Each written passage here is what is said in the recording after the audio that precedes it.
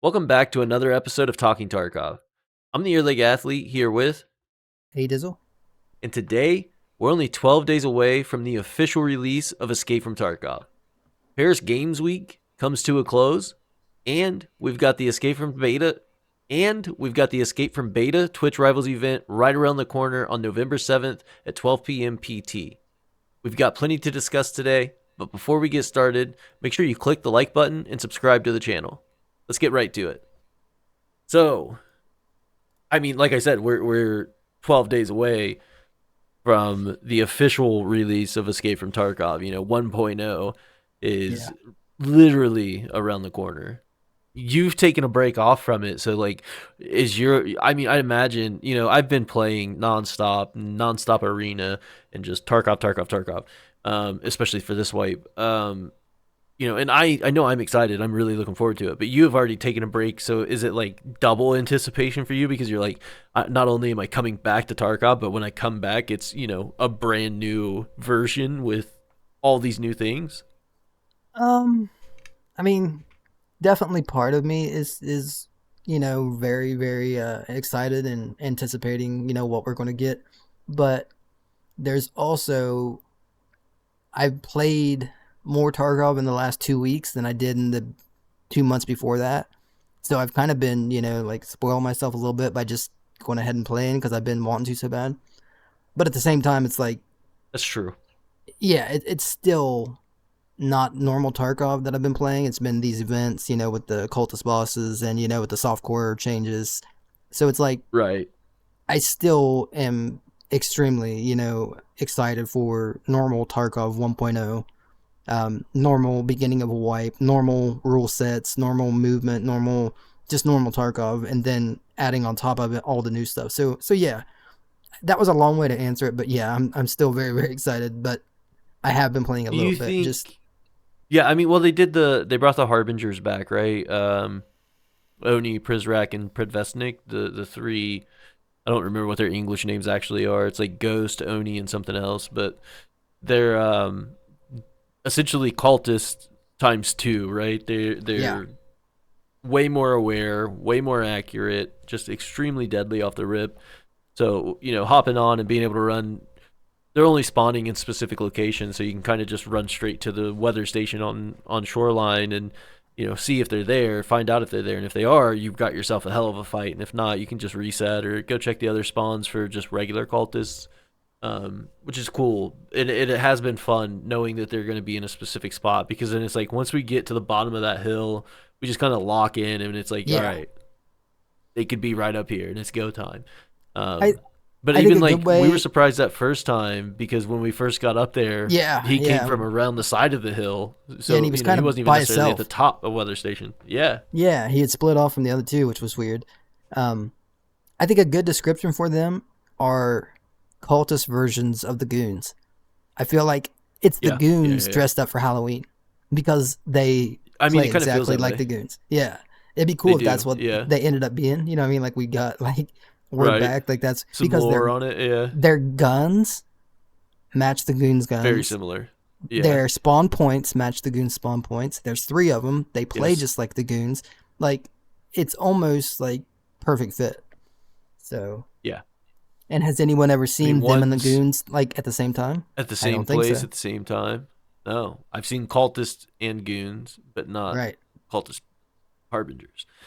And it also kind of makes me wonder too. Like, there's this whole lineup of cultist types, with 1.0 coming, and potentially, depending on how deep of a story mix we get, this may be something they hold on for later, or maybe something that we get a little bit of information on right away. I don't know, but with cultists, cultist priests, harbingers, are there more levels to the cultist sect? Is it going to be this almost hierarchy of cultists that outrank each other up to a point, or is it kind of like the harbingers, the priests, and then the regular cultists, and that's that? Because I mean, again, because we're in beta, a lot of the stuff that we're seeing is things that we're gonna have access to, obviously, and things we're gonna see more of. But are they expanding on that side of the story? Is kind of what I'm wondering. Yeah. I mean, I could definitely see them, adding more types for sure. And it would be nice if we had a constant like mix of those types. So you don't only see like Oni in them during Halloween events. You could see them at any time, but you could also run into the normal ones or the priest. Um, I feel like that would be the best way to go about it, and I could definitely see them doing that. Yeah, I would like for them to do that too, because there's a lot of questions about the cultists. And sure, maybe at 1.0 don't spoil everything there is, but you could definitely build up some anticipation and some story stuff towards the cultists. Give us some peeks into their dealings and their lives, their day-to-day kind of situations, maybe have some tasks that lead us into some rabbit holes of some cultist stuff, and we can get a little bit of insight as to what they're working towards and what they're working on, because they are obviously very tied to the story of Tarkov. Um, and it Well, I just makes think me wonder. It really makes there's me wonder. there's potential for Scav Life DLC to involve the cultists a That's lot. Like You think so? maybe you can play as a cultist. Like maybe your scav can become a cultist.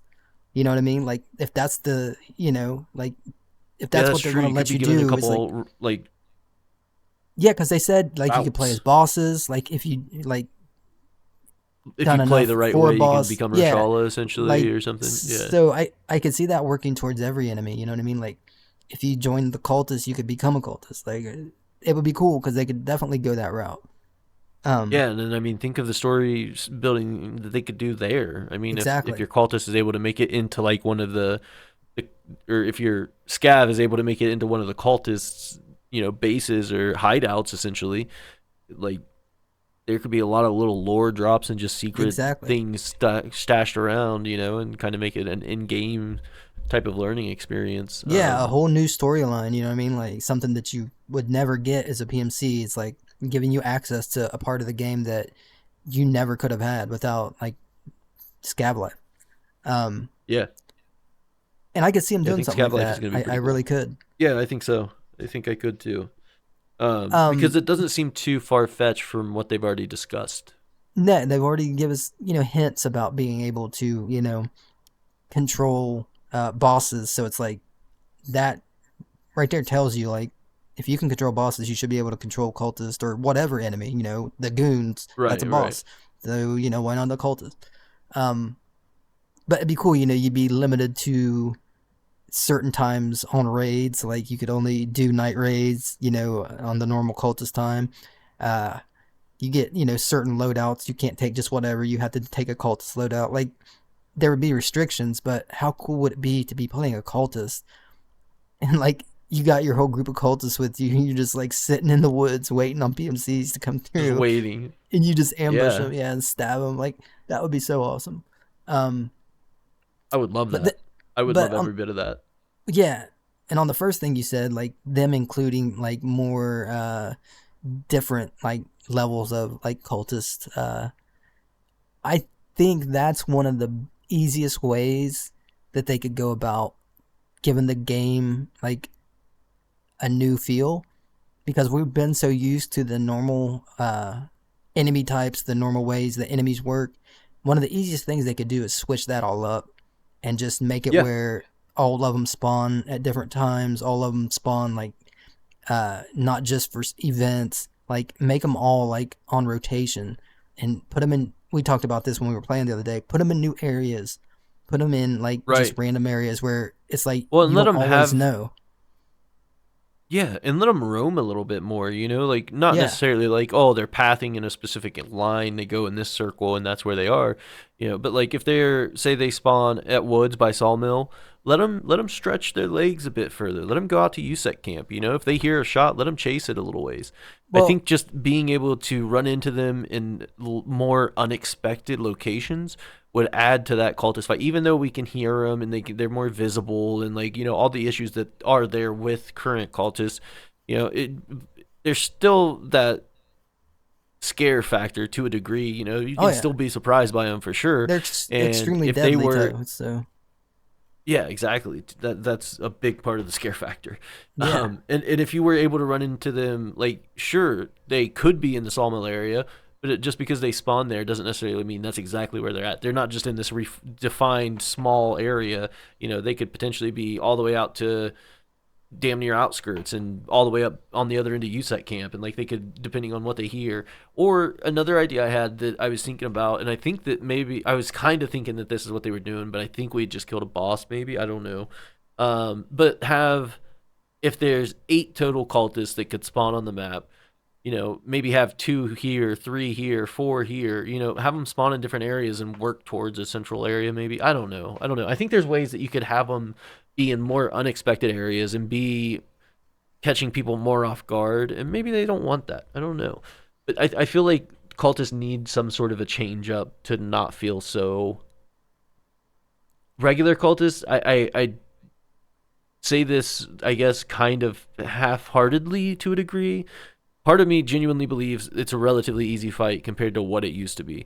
I Oh, guess it's not absolutely. even like a Yeah, if that's statement. that's I think that's a factual that's statement. 100% true. Uh, Yeah. and I understand that they want to make things doable for every player, because there are tasks that send, low level players, lower level players into nighttime raids, and you could go hundreds of hours, if not 1,000+ hours, without ever running a nighttime raid. So obviously you don't want it to be overwhelming, but there's got to be some way that you could just let them have a little bit more freedom to move around, or maybe be a little bit more spread out, so that it's easier for the player to walk into their nest. It's like, oh, well, I didn't see 5 of them sitting in this one area. Well, okay, that's because those 5 cultists are spread all the way out and you're in the middle of them. And like, Right. even for an experienced player, that's really going to turn the heat up. Yeah. um so there's got to be something, though. Well, or just, even if they don't go all out on like letting them roam, like just give them new spawn areas. Like we've had the same spawn areas for so Yeah, long, everybody has it memorized. Everybody knows it's where true. the cultists are going to be.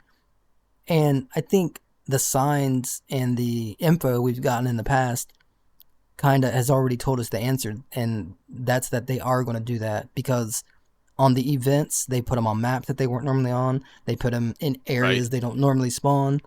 And then, if you Yeah. remember, when the goons were first introduced into the game, they had talked about they were experimenting with bosses patrolling maps, and that was their first stab at it. And then they throw Partisan in Yeah. there, and that's what he starts doing. So it's like they started, the later bosses all started doing the roaming of the maps or the moving around in larger areas.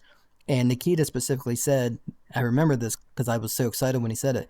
He said, we're planning on expanding that with more of the bosses, like letting more of them just move around the map. And then Yeah. when PvE came out, they really started going deep with that because they had the AI PMCs that they had to make run around with the other Start PMCs. pathing and Yeah, learning, and and start yeah. looting areas and fighting scavs and fighting bosses. Like Right. they Being said, somewhat, yeah. realistic So, with those plays too. Yeah. but all that adds up to all of that is AI learning how to run around the map and just be in different places, do different things. So, Interact, and yeah. yeah, so I believe like we're gonna get that. I just really believe that because, like I said, I remember Nikita saying it, and I was so excited because like I was like, honestly, for experienced players like us who have done everything and know where all the spawns are and know where everything is, mixing it up like that is one of the best changes we could have without going crazy and adding a Absolutely. bunch of new content. It's like that Right. alone is going to make the game fresh again. So they could do that Yeah. easily. They've already been doing it. They've been putting the practice in. Their last couple bosses already do it. It just, I think all signs point towards that's what the future of EFT enemies are going to look like in general. And I think that's accurate, and I have an additional reason to add to that. With our interview with Trent and Afraid, if you recall, they had said that we would have new reasons and more reasons to stay in raid longer, and potentially, ways of activating things to make certain things happen. Right. And that could be pointing to a new way to summon bosses in. That could be pointing to, and if that is the case, then that boss is going to have to spawn somewhere, at point A and move to point B. Um, Maybe it's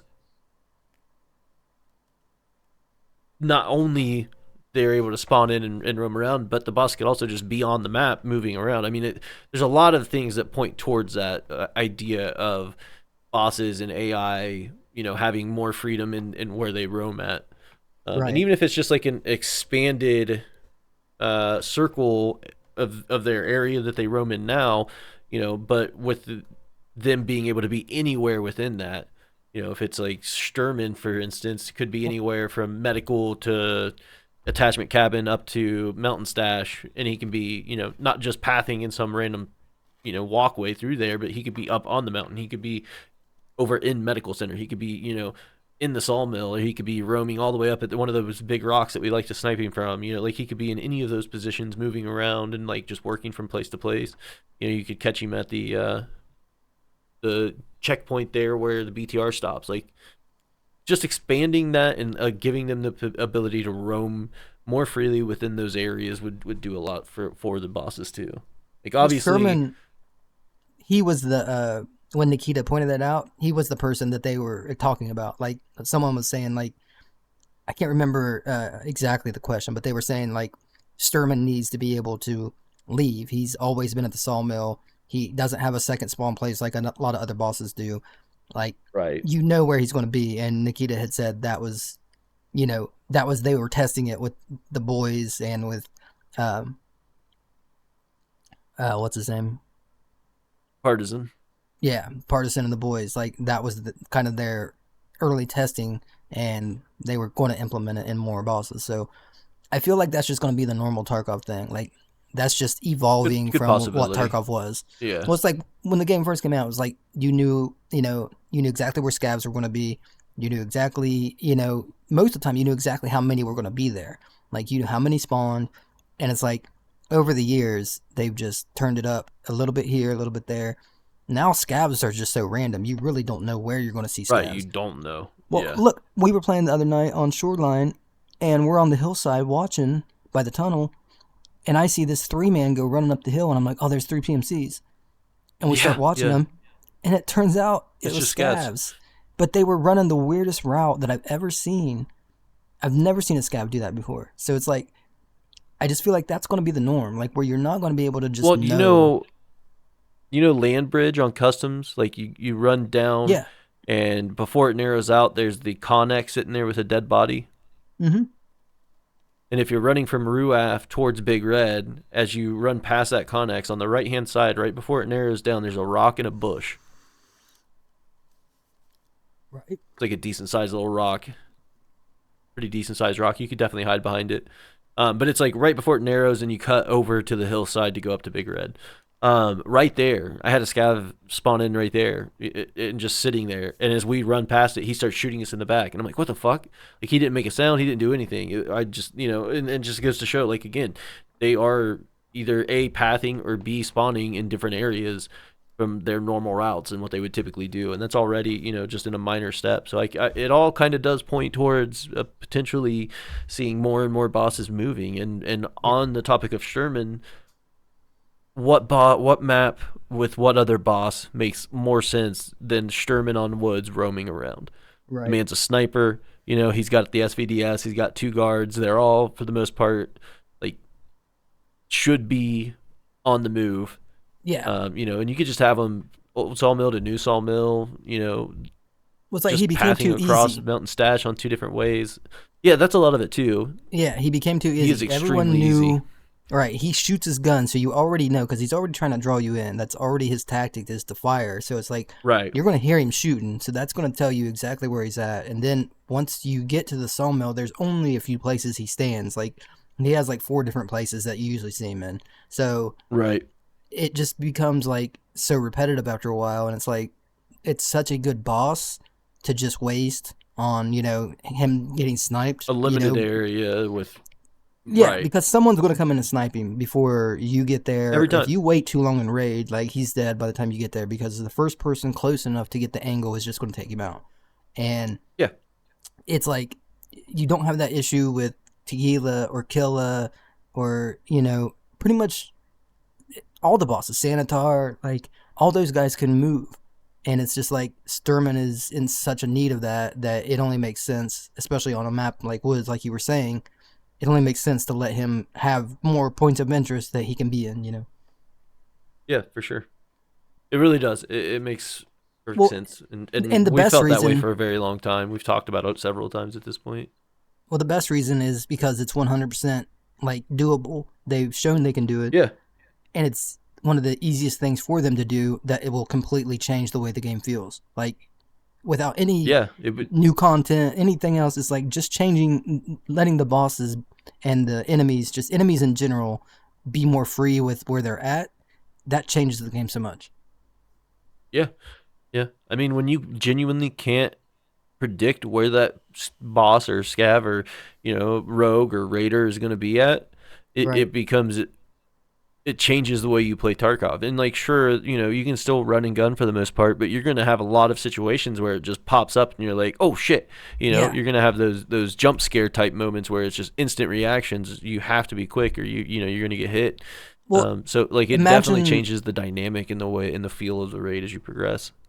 imagine the people similar to us who have thousands and thousands of hours. We've been playing it for so long that we know pretty much, every area that's you got to be worried and every area that you can be safe.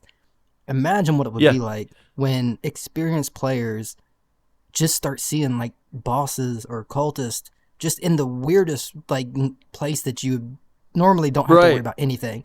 And when that starts happening like over and over and over, it just makes Tarkov like such an exciting game. And It does. It does. the biggest thing is, you know what I mean? Like every time we run a raid, if we go in at night on a cultist map, we can just decide like, do we want to avoid the cultist or not? And Right. if you can't And I just think avoid the that should be cultist, that is what would make it yeah. awesome. If you don't have that Yeah. option of avoiding the No, cultists you because they could are be anywhere, here, it's nighttime, and they are somewhere on the map.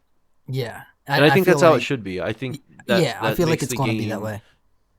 yeah, that brings so much more life to the game. Because like right now, dude, like raid timers we're in, and especially this late in the wipe, if I'm not in a group, the last couple, like, not I can't remember if it was last night or yesterday or what, but I went in, I was trying to hunt cultists. I was just like, oh, I'm just gonna go in for a couple raids, in and out. And that's what it was. I just run in, I go, I check the weather station. If I have the opportunity to fight them, we fight them. If not, I look for a PvP fight. If it's not there, I'm out. And it's like I can just not go to resort. I can just not go to Path to Lighthouse. I can take car extract. I can go to Road to Customs. I can go, all these other places that avoid the cultists entirely, and it feels boring. The only Right. time it was fun was when I was actually running into fights, and that's not how Tarkov should feel for any raid ever.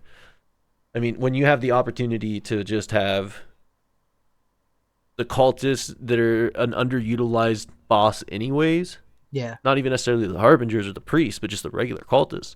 Right. If like you said, if you could put them anywhere on the map and they could just like if they could pop up, buy car extract as I'm on my way out, like that's Yeah. terrifying. Yeah. It's awesome. You're walking out to Path to Lighthouse and you start getting shot at. You've already cleared the area that you thought they were supposed to be in, and now they're coming up from the Path to Lighthouse extract area. You know what I mean? Like they could be anywhere, and that adds a lot of value and a lot of just playability within the game. It keeps everybody on their toes, and not just cultists, but like daytime raids. Yeah. Anything. Yeah. Reserve Anything. Any boss raiders could be or anywhere on any. that map, not just in Yeah. those couple areas. Rogues, they could be. I mean, probably Lighthouse still, but that is quote unquote the rogue map, and they could be a section of them, a small battalion or whatever, like a group, 4 man, 5 man, walking through, going up to Chalet One to loot and get their shit and drink and do whatever. You know what I mean? Like Well, it would just freshen the within the game up. story, you can make it fit, and within the game, it would make it so much better. For players like us who haven't got to experience that first time you played Tarkov feeling in a long time, it would give A us that very long feeling time. back. You know what I mean? It would. Because Tarkov It is would. such a different game when you don't know what's around the corner. And we've all known what was around the corner for very, very long now. Like, that's how we played the game for years now. So to Yeah. get that, first time feeling again, and this would do that, and it would last for a while. And if it was always randomized, it would be constant. And that's what I Yeah. think they're doing. I really believe that. At least to some degree, and they may start with small changes, Sturman, maybe Sanitar, maybe let some other AI, path a little bit differently and be in some more unexpected areas.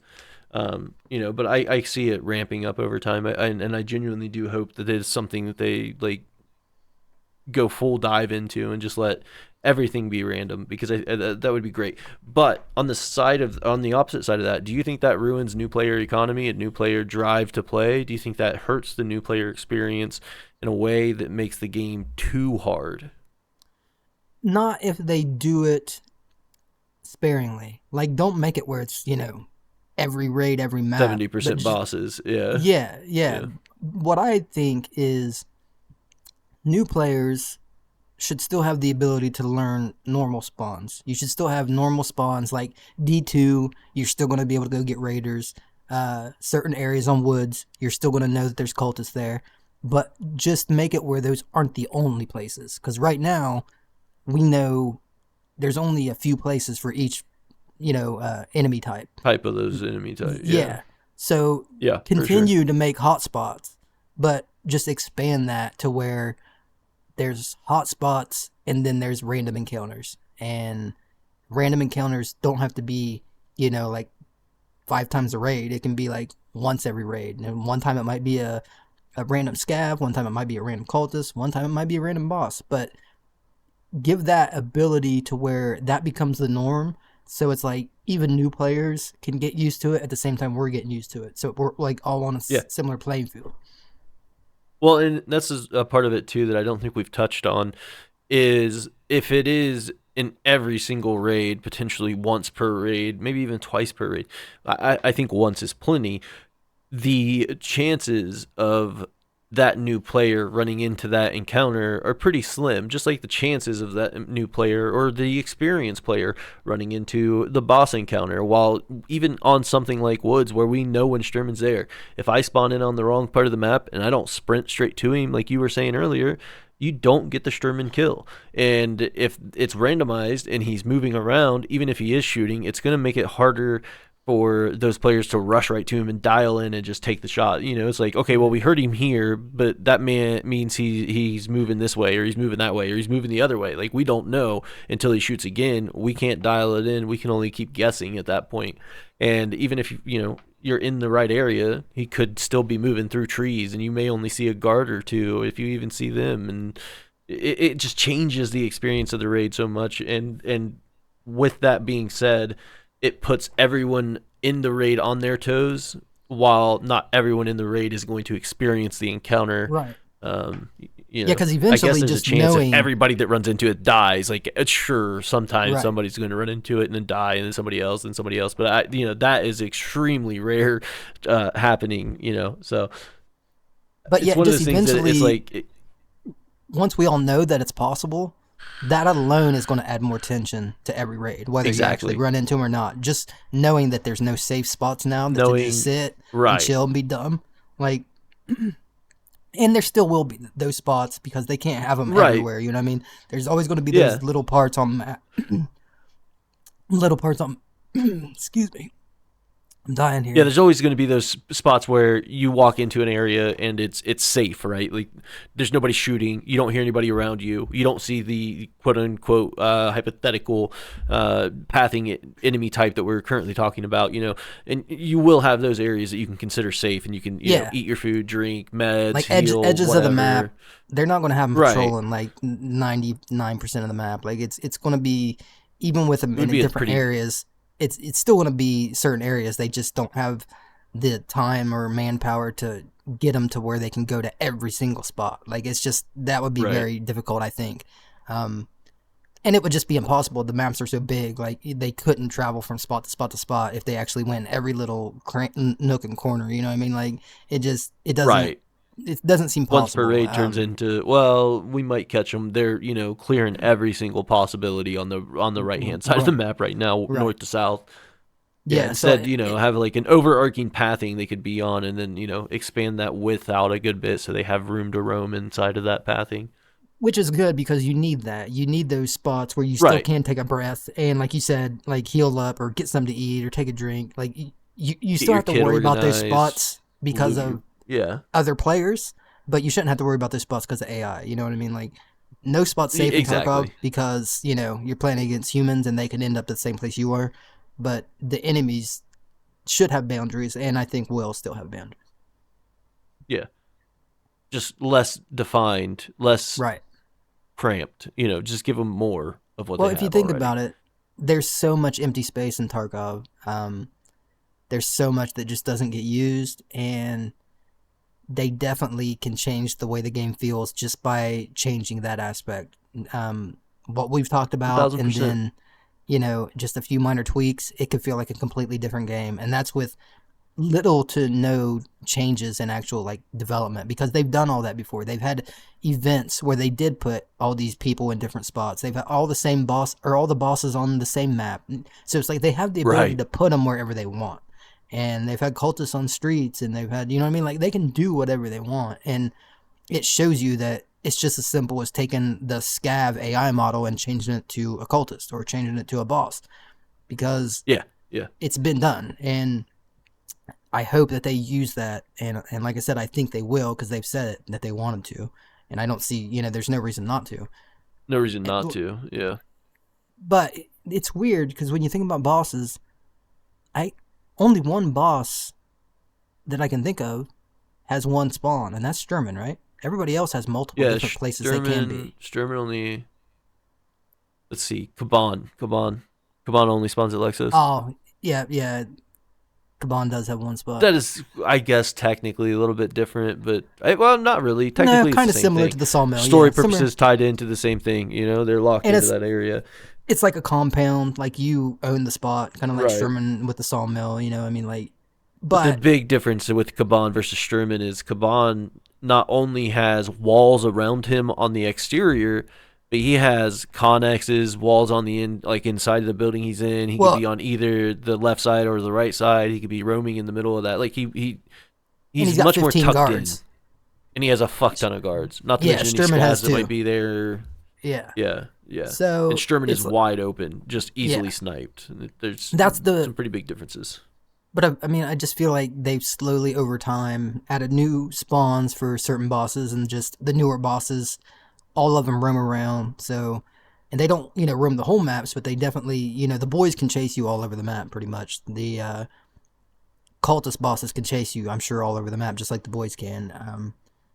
And then we have uh, just Partisan have moves anywhere on the yeah, map. He partisan you can chases see partisan players anywhere. down, Yeah, he and he chases players literally chases down. players. Yeah, But we've seen that when we were playing PVE, you had the AI PMCs that would do that. You would yeah, see them running from one area to another, like they would travel clear across the map. So it's like the AI is there for them to do this. It's just implementing it right without making it too OP. It's got to have a balance to it, but as long as they just use it sparingly and enough where we always know it's possible, that's enough. yeah, yeah. Just something to change the dynamic of the raid up is really what we're after. And I hope Just and to get a pray new that feel they for it. do. And I mean, again, referencing the Afraid and Trent interview that we got to do with them, Oh yeah, they did specifically say like the way we play raids will change, or from what it yeah. sounds like, nothing concrete, quote unquote, yet. But the way we play raids is going to change, and we are going to see different systems in play and different Well, mechanics for things in play, and and that just quote we don't know of exactly what. you'll have more reasons to stay in the raid longer. That lines up Yeah, specifically to that. Where if you go in and check for it the does. boss and he's not there, it's like you just turn around and Well, now you leave. got to really look around. Yeah. Yeah, Well, it's like now he's got a bunch of spots he can be in. So it's not like run into the middle of the mall, no killer, so you turn around and run out. It's like it's not like that anymore. That would make total sense as to what they were saying because they yeah, couldn't come yeah. right out and say it, but you know what I mean. Like that could line up Right, perfectly. hinting around, beating around the bush a little bit. But yeah, I do think, like you said, I think it is something that they're going to do. I think it is something that's happening. Um, will we get the full iteration at 1.0? Most likely not. I would say maybe we see Sturman. Maybe we get another boss that does some kind of Well, expanded movement. But it's just one of those things that I would imagine they're going to build up over time and just kind of keep working on. one last thing on this. The reason that I am so excited about that idea and so like uh, just into it actually happening is because part of the reason why I took the break and everything is just because of the years I've been playing Tarkov and how I'm so used to everything. I know where everything's at. I know where all the bosses are. Like, nothing surprises me anymore. I definitely don't get that feeling that I used to get when I would go in raids. That right there is one way that they could just completely like bring back that excitement for longtime players, because that's part Yeah. of the thing is once you know everything, when you first get into Tarkov, Well, that's the excitement of Tarkov. It's learning everything, not and if knowing what's around the next corner. That's right, really the biggest draw. At least it was for me. And once I had that down, it's like it's still fun, but if they gave me that back, dude, I think that would not only like make me happy, but I think that would bring back so many people that have played it and kind of gave up and didn't play Tarkov after third, fourth right, wipe. I just think yeah. Once that you is do everything and nothing yeah. changes, Well, it's like I said, it's such a simple change. They already have the code in there to do it. They've shown it. They've talked about it. We've seen it. They've said they wanted to do it. If you just do it, I just feel like that's probably the best change that they could do to really bring people back, no matter what they do with right? the 1.0 content. Yeah, yeah, for sure. I agree. But yeah, it just I I would agree. love that so much. It would bring back that excitement for me. Like I feel like it would be almost like a fresh start, because you got to relearn everything. And everything we've heard from people we've chatted with and things Nikita's posted, BSG has posted, it's sounding more and more like we're going to get a lot of unexpected changes and a lot of things that are just different from what we're used to. To the point that it's going to be pretty significant. The game itself isn't changing, Tarkov isn't changing, but the way Tarkov is played is changing from what we've Right. been gathering and slowly putting pieces of the puzzle together. And then we've seen the introduction or the future introduction of a lot of different things involved with Tarkov, and they're advanced to a point that it raises some questions, and it really makes you start to wonder, like, how is this all going to come together and work? And a lot of that kind of points to more freedom within Raid, not just from us, but from the AI and things too. So yeah, Right. I could absolutely see them going this route, and I also hope they go this route. Not just for the experienced players that need the change up and need some freshness, but just for the game in general. I think it would do a lot of good for that Yeah, gameplay loop for those people absolutely. that New players alike. enjoy It would Tarkov, but yeah. It yeah, would it be just teaches a it new way to teaches a play. lot of experiences. It teaches you a lot of lessons. It really helps players figure out how to get into the groove of Tarkov, and never feel safe, always expect something to happen, someone's always watching type scenario, and you never know if you're going to run into a boss or if that PMC you heard is actually a PMC. It adds a lot of just value to the raids. Yeah, it changes Um, everything. It makes long it absolutely term, does. like Chads, they have to think twice about engaging in every fight because they don't know. Well, wait a minute, is there, a boss that spawned over here? Because now am I near the bosses? Well, I can fight right here. The bosses aren't going to like be anywhere near me. If it's to the point where you don't know where the bosses are, it just makes you think about every decision a little bit more. It does. It- It does. yeah. It has the extra little bit of hesitation before you do something that you know feel Well, and Nikita confidently and safe them, in doing. all those guys, they made this game, so it's like they've been playing it longer than any of us. So I guarantee you, Right. they all feel the same way about certain parts, and I'm sure that's why they've been working on AI that can actually be more unpredictable. Like that's Right. why I have faith in them. Is not only have they said they want to do it, but I trust the way they look at the game, and I think it's pretty similar to the way most of us look at the game. Yeah. Yeah. It seems like it. Definitely seems like it. There are, a few things that are going on in the community currently that maybe think people make people think that may not be the case. And you had some good insight on as to why it may feel that way in this current situation with the 1 or with the arena battle pass and leading into 1.0, and the ears, the new IEM ears and the new Radian Model 1.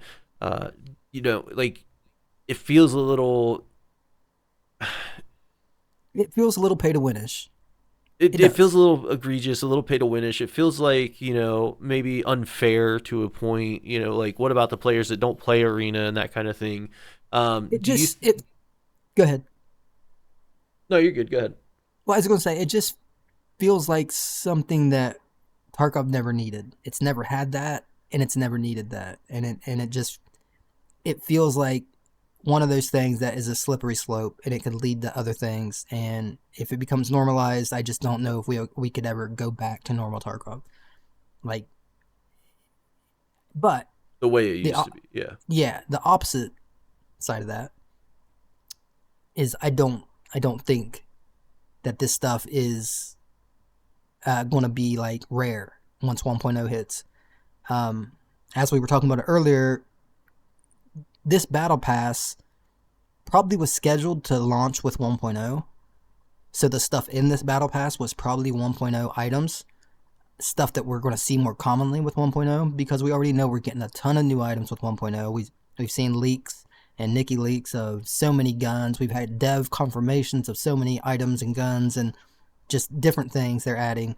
So the main reason I think it's not a big deal right now, and I'm not upset with the devs about it, I'm not going to say anything, is because I feel like the Battle Pass is 1.0 stuff. It's showing like a teaser of what we're going to get in the base game.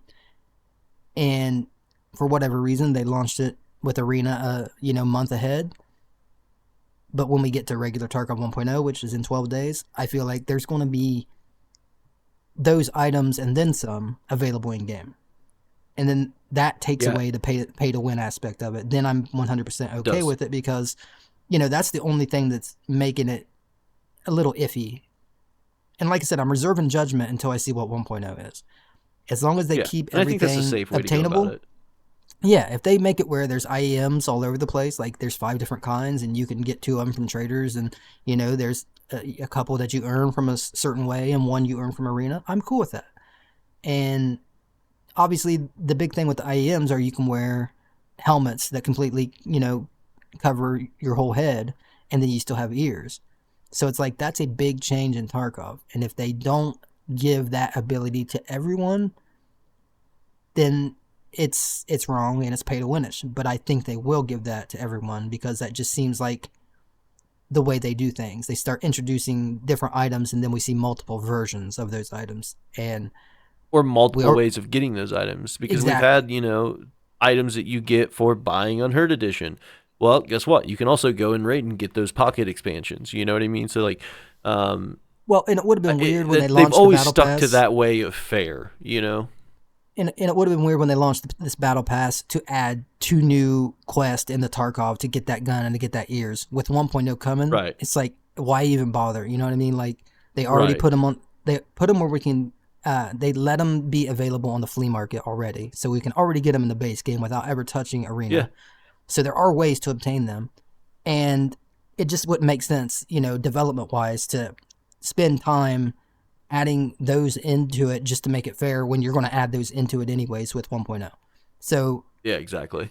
And that's especially the if they are not major items right, of and 1.0, if and they're that's the just biggest extra thing bits. is I just don't feel like BSG are going to make it where you can only obtain the best items or certain items by playing arena. I think they're going to give you good items, and I think they're going to give you reasons to play arena, reasons to want to do the battle pass. But I don't think it's going to be Right. egregious like, oh, that's the only way to do it. They've never done that before, and I don't see them starting that now. And that's Yeah, it why doesn't I'm make a lot of reserving. Yeah, that's why I'm reserving judgment. I understand other people are worried, and I get it because like I said, me and you both understand it could get bad, but we it also could. both It's a know very dangerous BSG. dangerous Yeah, slope. they've been good about it so far. So the weapon, I'm definitely Yeah, not worried and about because look how many weapons we already know we're getting. yeah, You know what I mean? Like, exactly. And like sure the Radiant is a solid gun, yeah, but I great. guarantee you with some of these other guns that are coming in, they're as good if not better. Um When and eventually even with the they'll be so Radiant, normal it's that it's just a everybody will high have ergo them. 556. It's Yeah, really yeah. like Well, it's like they'll be so normal where recoil wise, people, it's on par.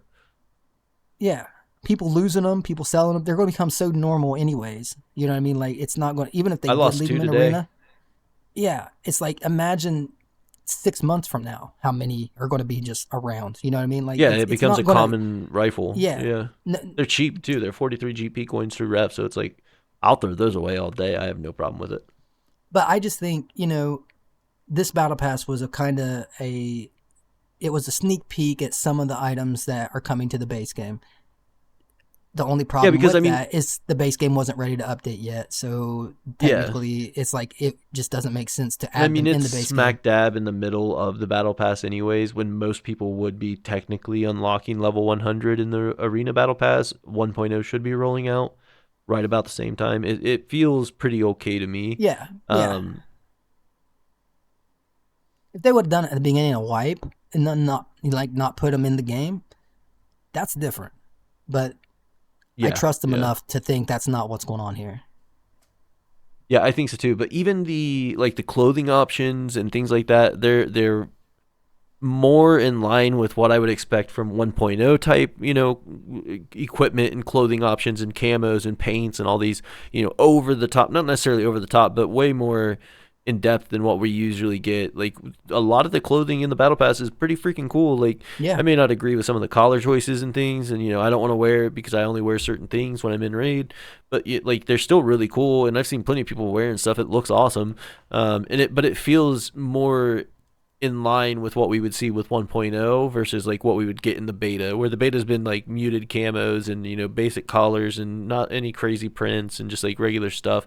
Even with season 0 battle pass, it felt refined, or it felt kind of drawn back a little bit. It felt yeah. like it had Tone held down a little back bit. on it. Yeah. Yeah, toned down, that's the right word for it. Like they could have gone above and beyond, and they obviously have a suite of camos and shirts and pants and all these different ideas and things that they want to do and use. So I think season 0 could have been just as flashy, but I think it's more so in line with the fact that we're coming into 1.0. All these things are becoming more and more available to the masses that play arena, as 1.0 gets closer and closer. And yeah, the ears, they have a slight advantage to no ears with the Altanon or the Ronin Respirator or the Ronin or any of those full face helmets.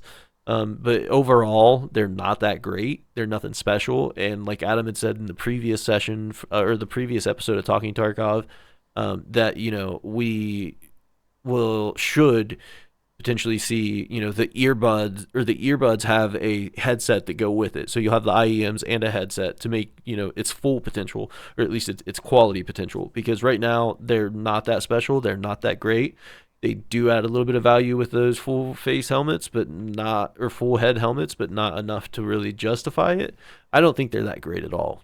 I think they're kind of just okay. Like you can use them, but I don't really run the thick helmets, so I don't really, have I'm too much of a say in that, but I don't think they're that res- bad. I don't think they're, anything crazy. I'm reserving judgment. I believe they're bugged right now. I believe they're either bugged They or could they're be. yeah, or they're nerfed, one of the two.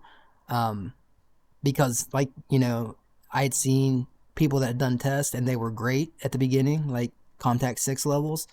And then when I tried them the other night, I couldn't tell if I had ears in or not. And I can do that with every headset, from the Right.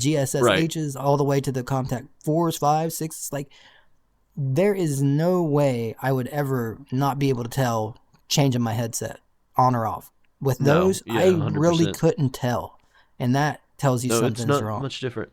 Yeah, so I think Yeah, and something's I wrong. wouldn't be surprised if they had gone into nerf them and something bugged. You know Yeah, what I mean? Just yeah. all the layers Or of code and everything else. It's or possibly they just thought, well, everybody's using these, they're becoming a crutch. What can we do before 1.0? Let's just nerf them so they're not great, and then once 1.0 comes, we'll readjust put at everything back. 1.0. Yeah. Yeah, because then everybody will have them. Then you'll be able to get some in main game, so it's not going to be a big deal if they are great. So it's like, Yeah. I think that might be the idea behind it all.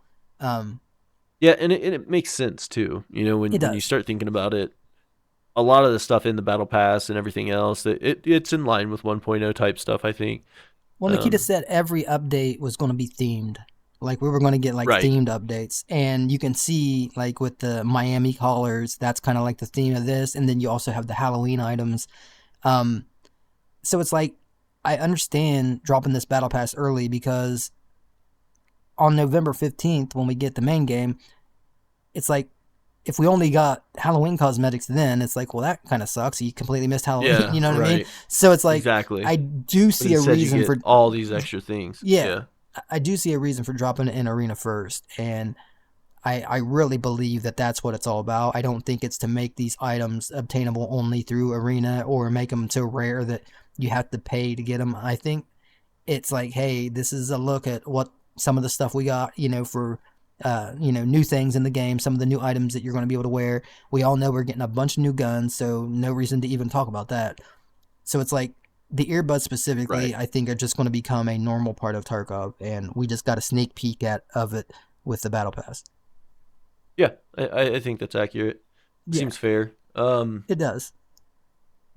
So the next thing was Nikita on what day was it? October 30th had posted a question for PvE players. A reminder: you will need to wipe your PvE profile to have an option to complete the game in PvE mode. But this self wipe is not mandatory. You can continue to progress on current PvE profile, but you will not be able to complete the game and receive endings and so on. So, the question for PvE players: will you wipe your account on release to start all over and escape from Tarkov? And I did respond to this. I don't know if I can find my actual response. Probably could have much easier way than just scrolling through. But I said, yeah, without a doubt. I would just wipe on the spot. There's no questions asked. Like, I'm so ready for it. Give me the new story content. I Right. want it. Gimme, gimme, gimme, gimme. And that was my response, and that's my genuine response. Like, that's how I feel about it. PVE I'm okay maxed with it. out is kind of lackluster anyways. Once you get so hot and Yeah, you it's have pretty dull. everything, yeah. Now I understand some people feel different. Some people love the ability to just do everything and have the best. That's fine, and you still get that option. But people like us who enjoy the story, the atmosphere, the just Tarkov overall, it's like there's no way I wouldn't wipe my character. Yeah, no, and that's the thing. I know that we're used to the idea of the wipe cycle and things like that.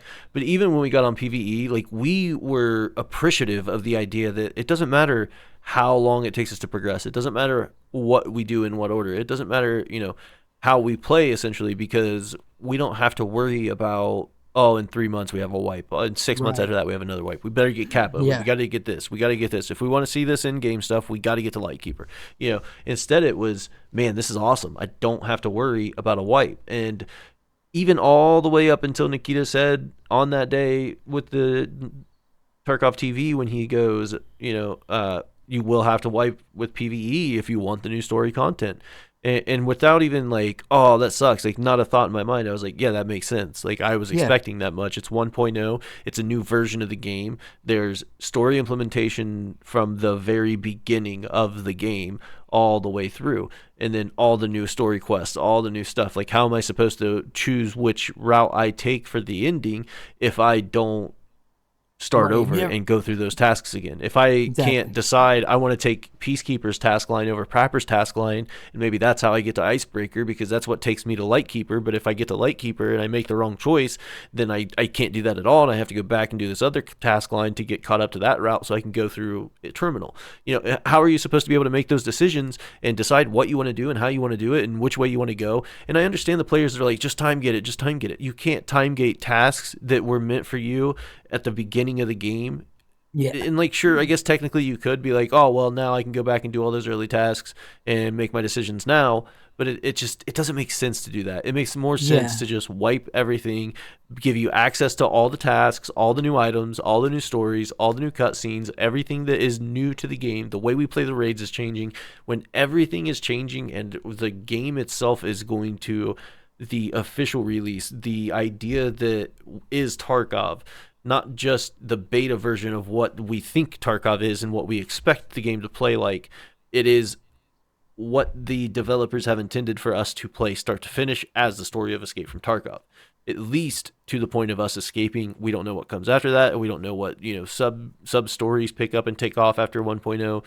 But just the general idea of start to finish. Here's your answers. Here's your questions. Here's this. Here's that. Here's your new everything. How would you not how would you be able to keep your current account and not wipe? It just doesn't make sense. No, no, you don't get to play it the right way. It's like, yeah, you could just give them all the tasks and let them just do it at their max level, but like you said, a lot of tasks are meant to be played at a certain level.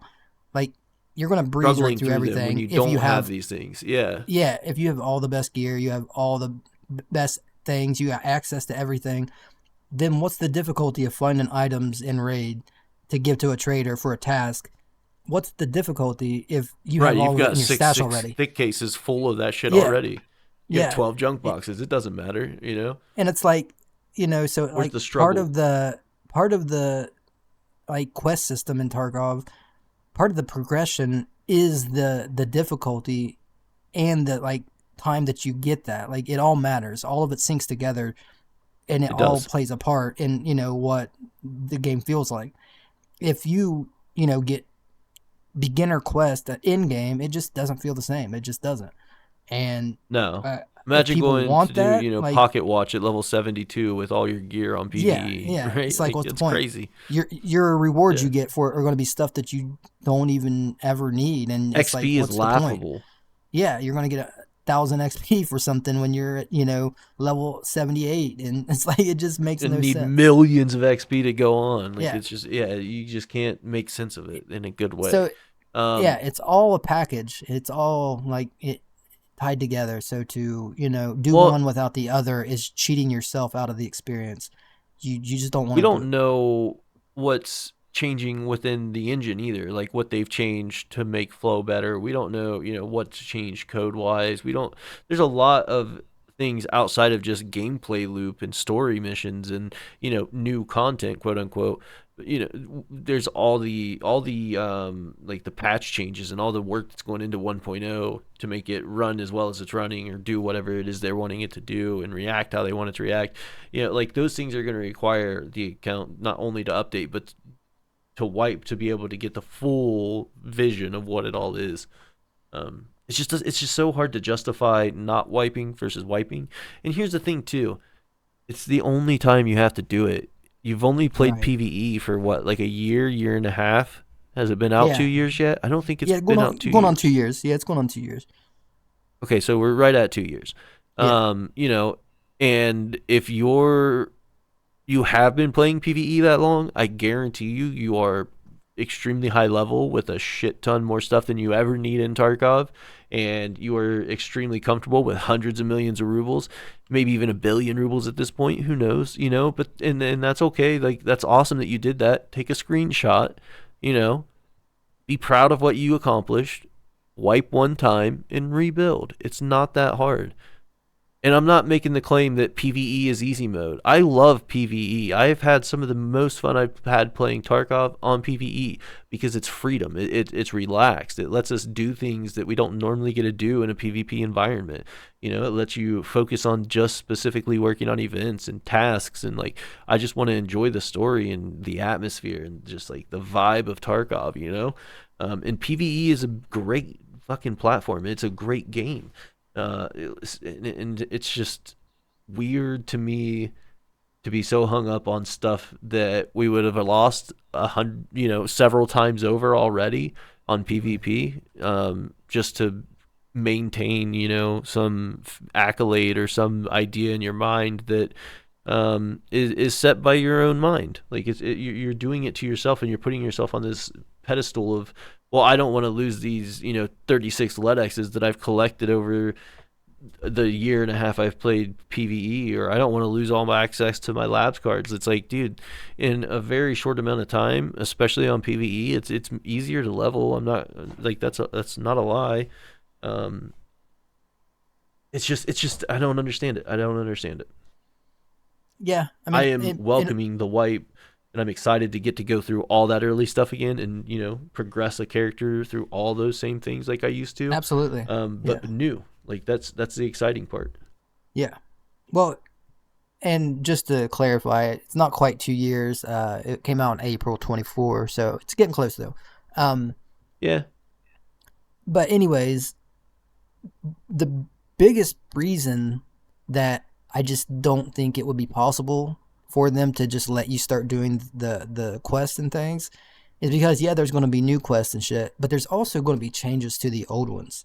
There's also going to It's be true. items that you get in the early period that you need that you're not going to get because you're going to have tasks done that aren't in the game no Right. more, Well, or that have different rewards, or that are just in a completely different part of the game. Like you're going to have stuff that just it makes it to where they can't give you the full vision of what 1.0 is because you're already yeah. done with old things that are probably going to receive a lot of changes.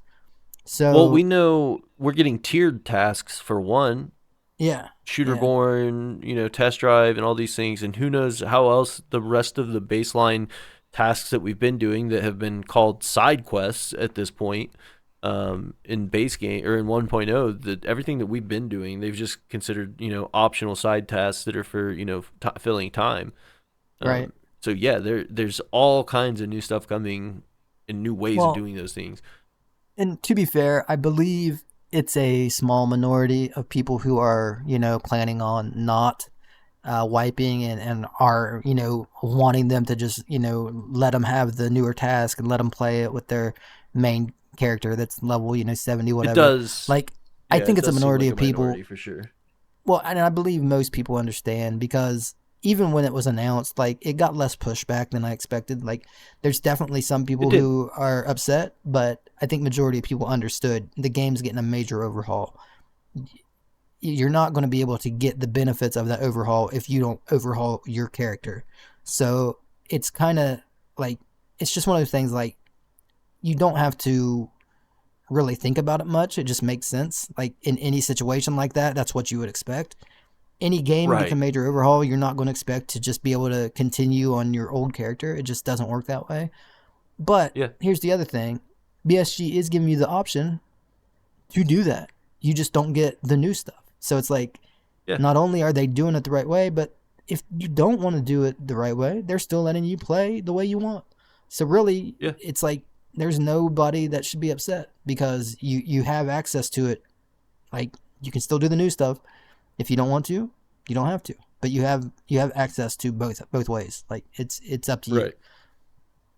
And that's all you can really ask for because that's more than most games would ever give you on a major update. It it's more than they should do for sure because Well, like you the said, one these are the major one pushes thing to the brand new 1.0 release. Like this is well the this one is thing what that Tarkov everyone is. You're playing a beta.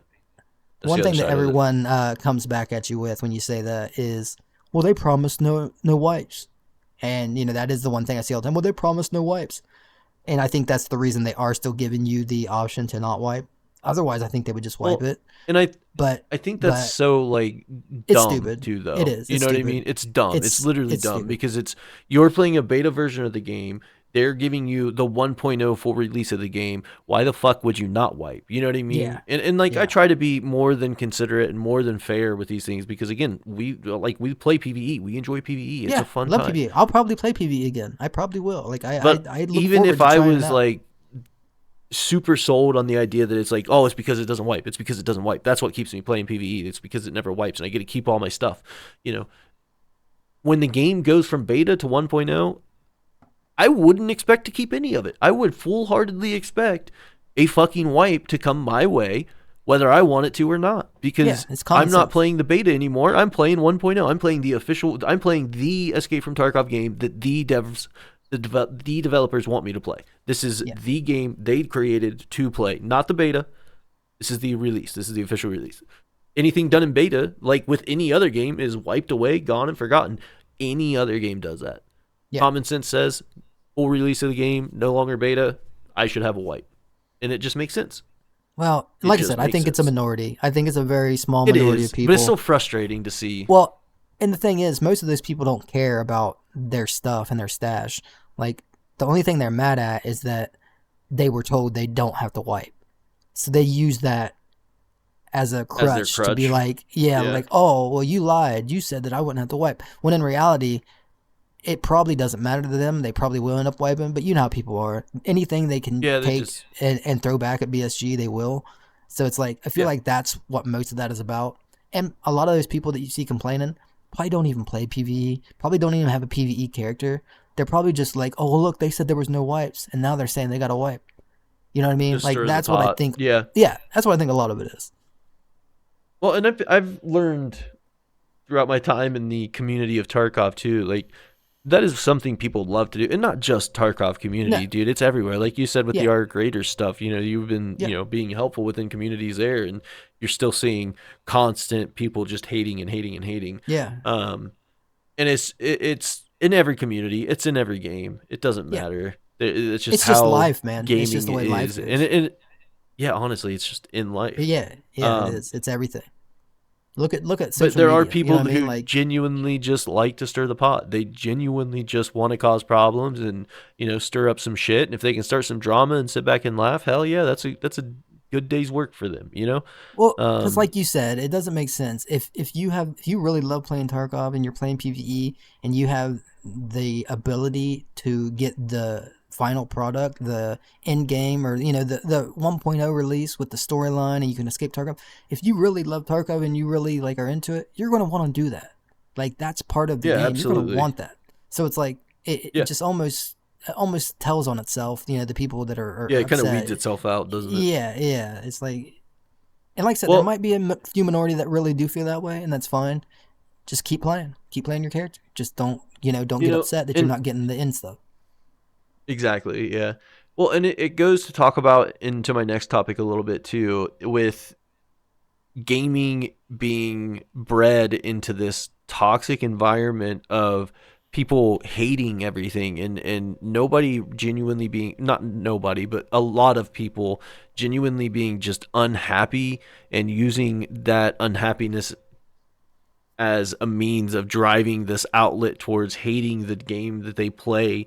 And it's like they sink a lot of time into these things, and they seem invested in the product, but as soon as they are online and able to put opinions out, you start seeing this hateful rhetoric just like constantly pushed and pushed to the point that there have been massive DDoS attacks on the DayZ servers because they released something that was really cool and that people wanted to play, and it was taking attention from other servers.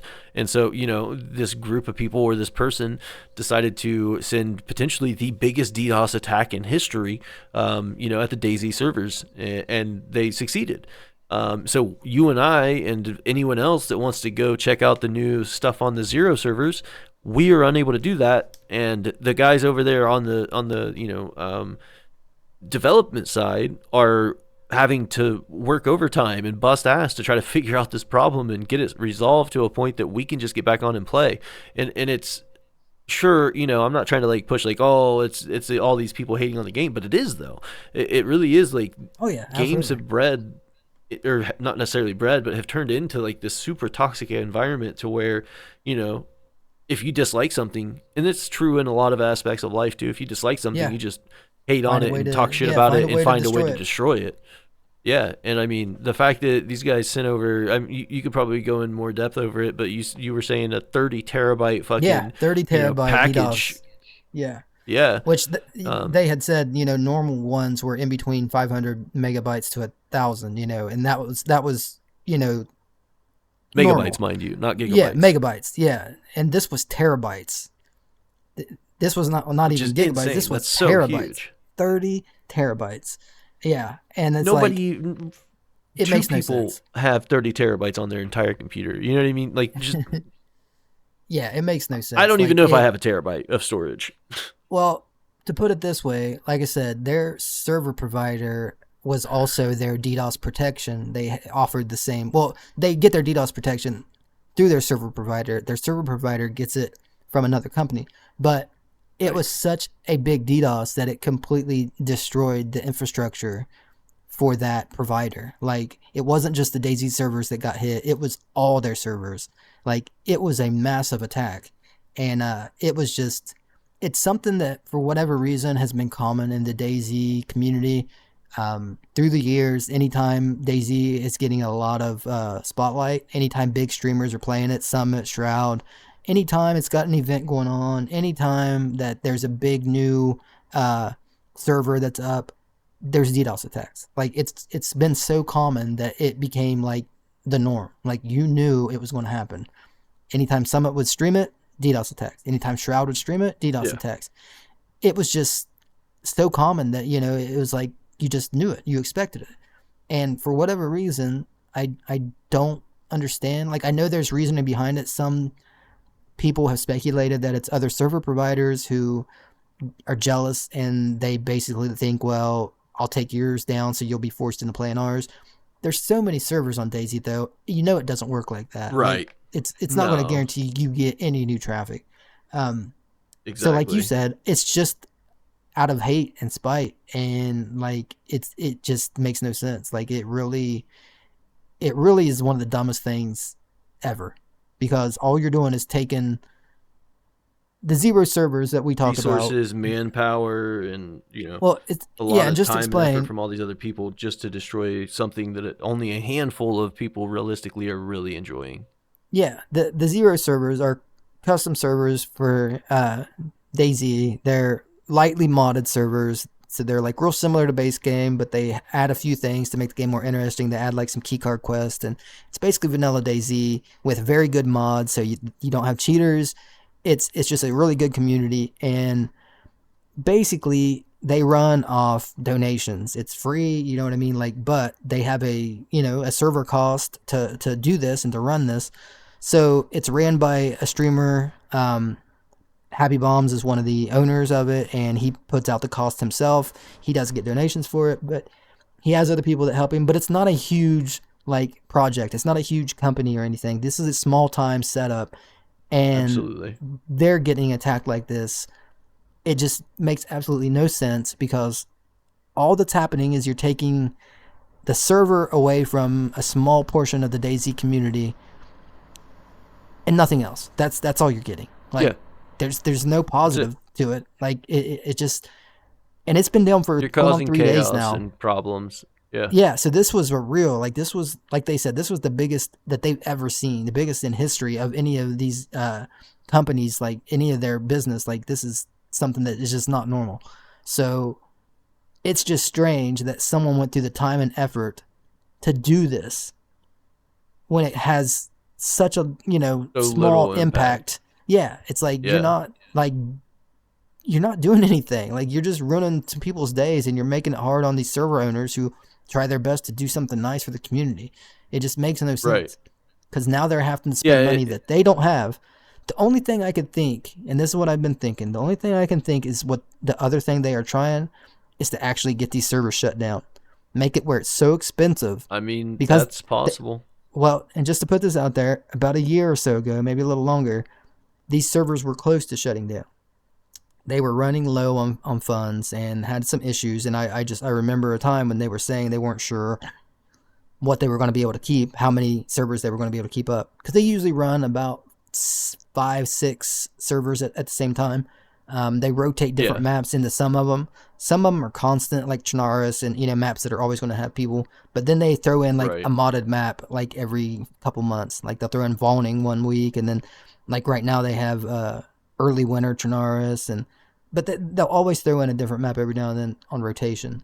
So it's like they might, whoever done this might just be thinking I could knock them out for once and for all, and then build some servers similar to them and take over. Similar But it's to like, it and take but it's like over. For you what don't even gain? make money. You don't even make money from Yeah, it. what Like gain? You get notoriety, but then it's like I don't know. There's yeah, there's a lot of weird holes coming yeah, it out of just that makes wood. no But it's sense. like, why target specifically the zero servers? I Yeah, don't think like zero's popular, but it's not the most popular. You know what I mean? Like the official servers yeah, probably get popping pretty heavy. Like a lot of the console players are on official servers only. So it's like, you could do more damage in other ways, yeah. but you're It's weird. specifically targeting one of the smaller communities of DayZ. Well, I there mean, there's were no there were like other clan battles or anything on there. There's not anything there too were other crazy going servers. on to like. It wasn't just Zero, but Zero was the one obviously that I play. But there were other ones that were also attacked. I just don't know who they were. Um, Fair but I enough. know that other people were talking about there were others targeted. But it's still dumb. It's still stupid. It's still a It's still small extremely percentage. stupid, yeah. And yeah, exactly. You're only targeting a handful of people overall compared to the total of DayZ, players. And again, you're just causing expenses and work for people who probably don't deserve it, you know, No, that no. just work to try to bring something, like you said, nice to the community, that is Yeah. enjoyable, that, you know, oh, well, I don't like playing base game. I don't like having clans and bases and all this extra shit. Oh, you guys have a modded server that, you know, is the play style I enjoy? That's awesome. Thank you. I'll come check that out.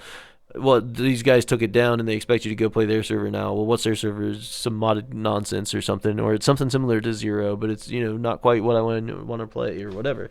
I probably would never click on a server outside of day one or Zero, anyways. You Yeah, know, that's it's the like only I don't ones want to I run other play. servers. Those are what I Yeah. like. There's I've like tried two other or servers. I three server different hop for a ones. while that I was like, oh, let me check this out. What's this play like? What's this play like? And it's just none of them really scratch that itch.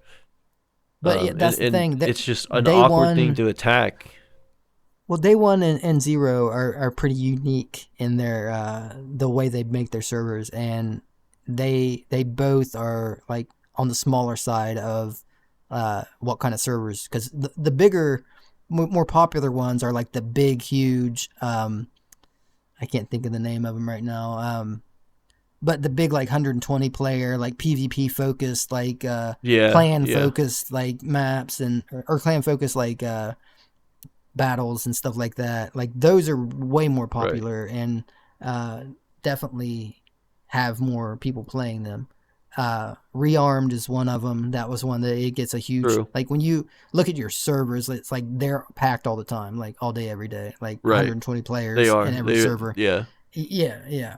Um, but it's like, But those are so still up and running.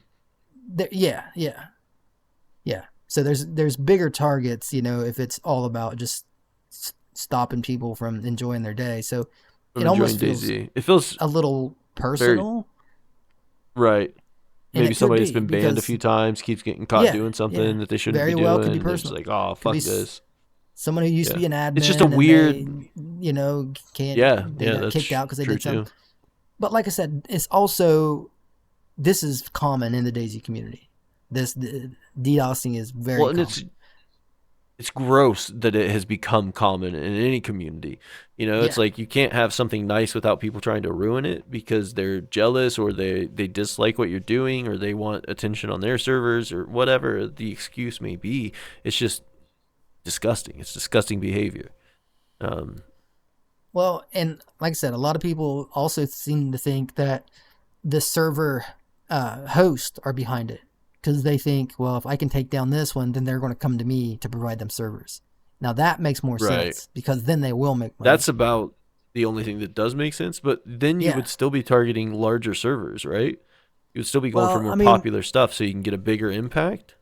not necessarily all the time. It would depend on what's popular that week, you know what I mean, or what's popular that month. And right now, Zero's been popping. That Chernarus early winter server has been packed all day, every day. Like I tried to get in a couple times and sit in queue for like 30 minutes and then just gave up. Um, so yeah, that was at its peak, the most I've seen in there for a while. So it would kind of make sense. And depending on who the provider is, if they know that they have the kind of servers that you need and that they have a connection with you already and maybe hosted some servers for you in the past, they might already know, like, if I take these down, you're going to come back to me. Like, so it's like you just don't Right. know. That's Like, that's a good point. unfortunately, server providers are a dirty game, man. And like I said, I've noticed that ever since I've been in the DayZ modded community, because obviously in the DayZ mods, you have to run on your own servers, you have to run on You have to run. custom Yeah, servers, and it's like I said, it's been used as a weapon as long as I can remember. So 10 years plus. Like that's how it's been, and it's yeah, just it's crazy. it's always it's always like anytime something's getting attention, it's getting DDoS. Kind It's an kind of unfortunate dumb. route to see a game go down. Yeah, especially like, you know, sure, I've never been affected by it recently, so I didn't really know it was that big of a deal, but like for players like you who have been in the DayZ community for a long time, you know, longer than Right. Tarkov in some degrees or in some ways, you know, it's a sad reality that more gamers probably go through than we even realize, you know. And you Well, being aware of it, you know, can probably assume it's happening other places too. You know, any kind of server-based game, like I'd imagine, like maybe Grand Theft Auto might have situations like this oh for yeah, like the yeah, they get 5M DDoSed and all the stuff. time. Yeah, yeah. Yeah, I you mean, know, so it's Tarkov like gets it it's every just now and then. Yeah, yeah, that's true. It's just a weird thing that has continued to happen, and it's one of those things that I just can't understand very well.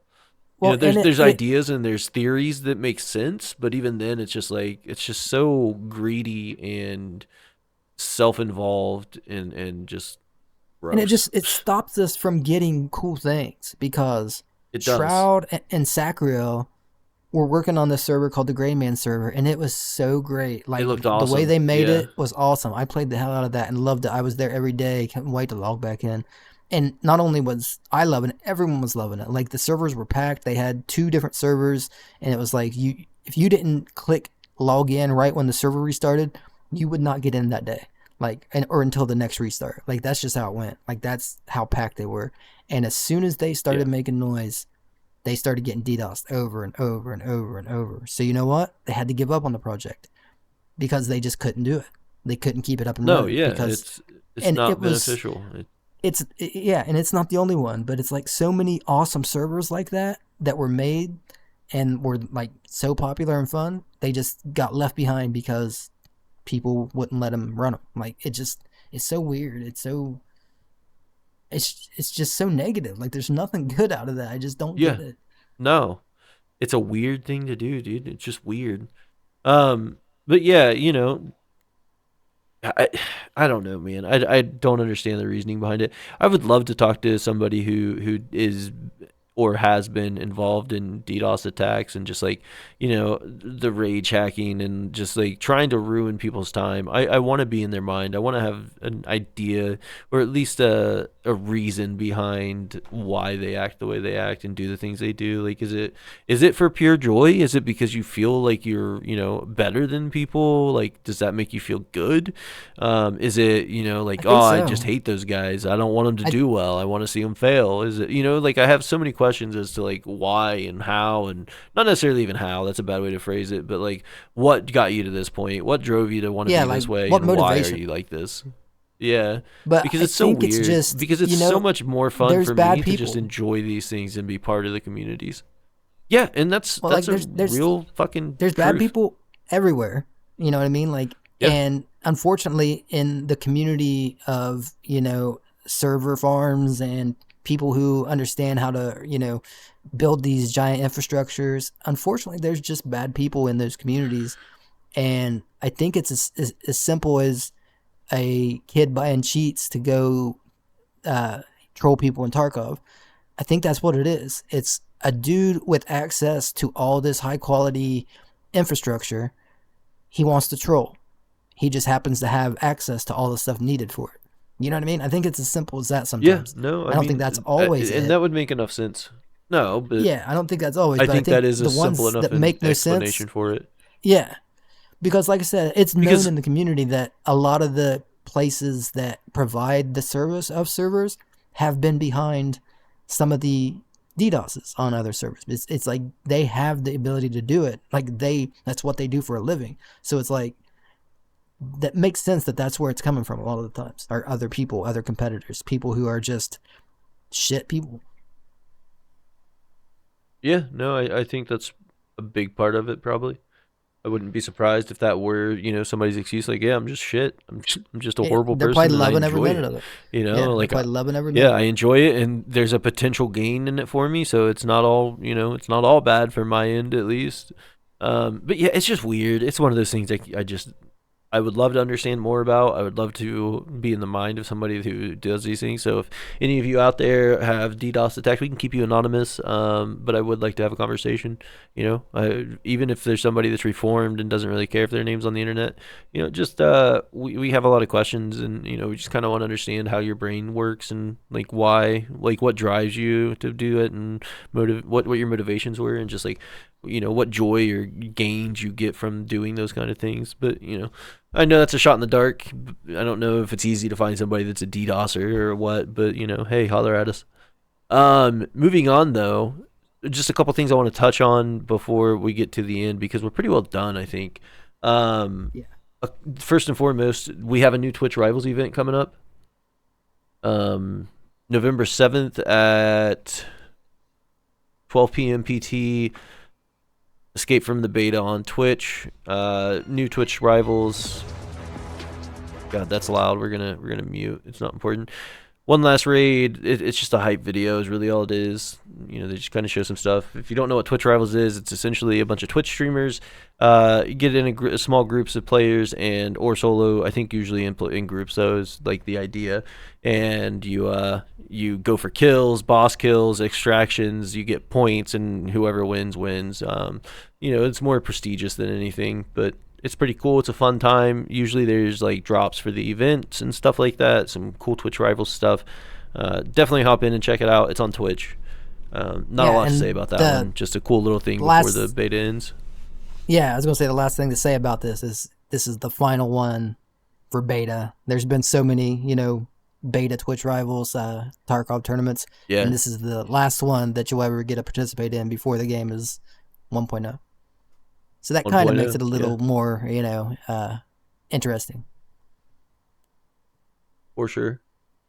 We have a few pictures from the Paris Games Week. We have Killa the Baker. He's making donuts. That's just some fun stuff. And then what's he doing over here? Oh shit, Killa gets down.